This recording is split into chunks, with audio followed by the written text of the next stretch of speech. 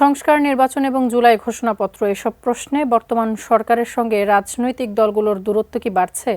সংস্কার কমিশনের সুপারিশ কতটা বাস্তবায়ন সম্ভব হবে কিংবা আদৌ হবে কিনা? তবে রাজনৈতিক ঐক্যমত্য না হলে সুপারিশগুলো বাস্তবায়ন চ্যালেঞ্জ হতে পারে। বিস্তারিত মনিরুল ইসলাম মিন্টুর রিপোর্টে।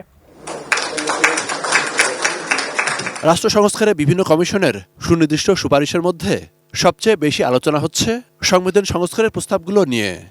বর্তমানে রাষ্ট্র পরিচালনার 4 মূলনীতির মধ্যে শুধু গণতন্ত্র রাখা হয়েছে প্রস্তাবিত নতুন 5 মূলনীতিতে। এছাড়া 4টি প্রদেশে ভাগ করারও প্রস্তাব আছে কমিশনের সুপারিশে। অবশ্য এর আগেই 31 দফার আলোকে 62টি সুপারিশ জমা দেয় বিএনপি। সংস্কার প্রশ্নে জামাতে ইসলামের প্রস্তাব 41টি। কমিশনগুলোর প্রস্তাবিত সুপারিশ এখনও চূড়ান্ত না হলেও এগুলো কার্যকরে সংবিধান সংশোধনের প্রয়োজনীয়তা রয়েছে। এই সংস্কারগুলো করে যত দ্রুত সম্ভব নির্বাচন দিয়ে দেওয়া উচিত। আমরা দেখি যে বেশ কিছু বিষয়ে অন্তর্বর্তীকালীন সরকার নিরপেক্ষতা পালন করতে পারছেন না।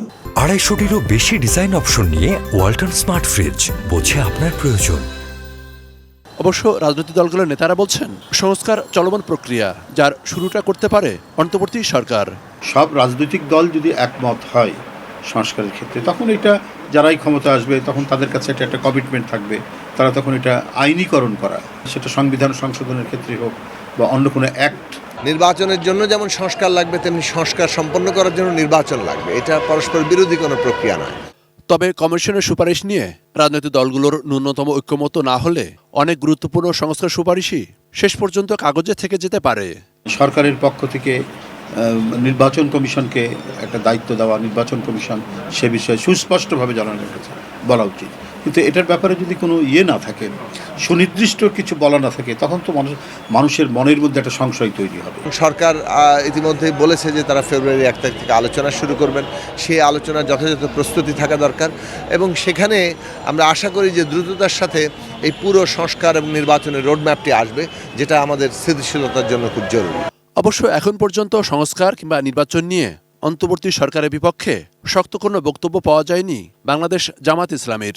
এই রিফর্মগুলো করে তারপরে আপনার ইলেকশন। এখন কোনো রাজনৈতিক দল যদি মনে করে যে না এত রিফর্ম প্রয়োজন নেই, তার ইলেকশন হয়ে যাক, তাহলে আমরা মনে করি সেই ইলেকশন ফেয়ার হবে না, সেই ইলেকশন গ্রহণযোগ্য হবে না, পার্টিসিপেটরি হবে না।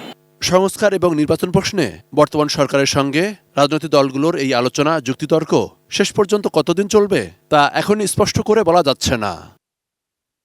মনিরুল ইসলাম মিন্টু, এটি নিউজ, ঢাকা।